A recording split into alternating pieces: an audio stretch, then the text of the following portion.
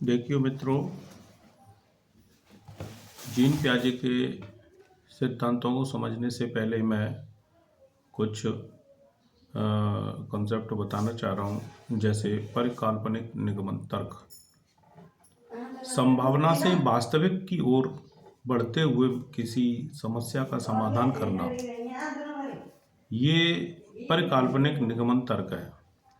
जब हम किसी संभावना को समझते हैं और संभावना से वास्तविकता की ओर जब बढ़ते हैं, यही है परिकल्पनिक निगमन तर्क। इससे आगे सकर्मकता। सकर्मकता में जब हम आगे बढ़ते हैं तो हम देखते हैं कि सकर्मकता क्या है और किस तरह से ये हमारे जीवन पर प्रभाव डालती है। सकर्मकता से तात्पर्य है कि एक क्रम में विभिन्न चीज़ों के बीच संबंधों को पहचानने की क्षमता, सकर्मकता कहलाती है, ट्रांजिटिविटी कहलाती है। जैसे मान लिया ए, बी और सी, ये तीन लाइनें हैं और इनमें सबसे बड़ी लाइन ए है, उससे छोटी बी और सबसे छोटी सी। अब हम एक संबंध इनके बीच एक संबंध बनाते हैं और संबंध को ये पहचानने की जो क्षमता है हमारी, अब हमें देखकर ये पता चल रहा है कि ए सबसे बड़ी है और सी सबसे छोटी है, ए ग्रेटर देन सी। एक संबंध पहचाना गया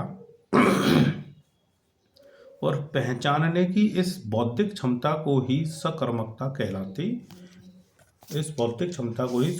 कहते हैं। अब इसके बाद आती है क्रमबद्धता। क्रमबद्धता क्या है वो हम समझते हैं। क्रमबद्धता के लिए किसी वस्तु के रूप, रंग, आकार या प्रकार के आधार पर वस्तुओं को क्रमबद्ध करने की क्षमता क्रमबद्धता कहलाती है। जैसे एग्जाम्पल समझते हैं। देखिए, इसमें क्रमबद्धता को ये समझ लीजिए, क्रमबद्धता हम किसी भी वस्तु की, विषय वस्तु की या किसी भी चीज़ की क्रमबद्धता हम तभी कर सकते हैं जब उसको हम या तो उसके रूप के आधार पे, रंग के आधार पे, आकार या प्रकार के आधार पर ही हम उसको क्रमबद्ध कर सकते हैं। जैसे राम की लंबाई 6 फुट है, श्याम की 5 फुट और गीतम की लंबाई 4 फुट है। अब हम देखते हैं इनको क्रमबद्ध तरीके से अगर लगाएं तो राम सबसे पहले, श्याम उसके बाद, फिर गीतम उसके बाद। इसी तरह हम देखते हैं कि क्रमबद्धता के लिए उसके गुणों का रूप, रंग, आकार इनका होना आवश्यक है। इससे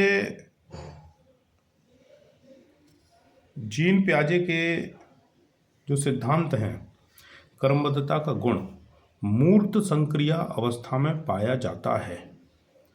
यानी कभी कभी ये क्वेश्चन टैट में पूछा जाता है कि क्रमबद्धता का गुण जीन पियाजे के अनुसार कौन सी अवस्था में पाया जाता है, तो मूर्त संक्रिया अवस्था में इसको पाया जाता है। लॉजिक इसका ये है, क्योंकि जब हम क्रमबद्ध किसी वस्तु को लगाते हैं, क्रमबद्धता से लगाते हैं, तो वो वस्तु हमारे सामने होती है और उसको रंग, रूप, आकार को देखकर ही हम उनको क्रमबद्ध तरीके से लगा सकते हैं। ये लॉजिक है। और जो वस्तुएं हमारे सामने होती हैं, जो कंक्रीट अवस्था में होती हैं, उन्हीं को वो अवस्था मूर्त संक्रिया अवस्था कहलाती है। इसीलिए यह क्रमबद्धता का गुण भी मूर्त संक्रिया अवस्था में पाया जाता है।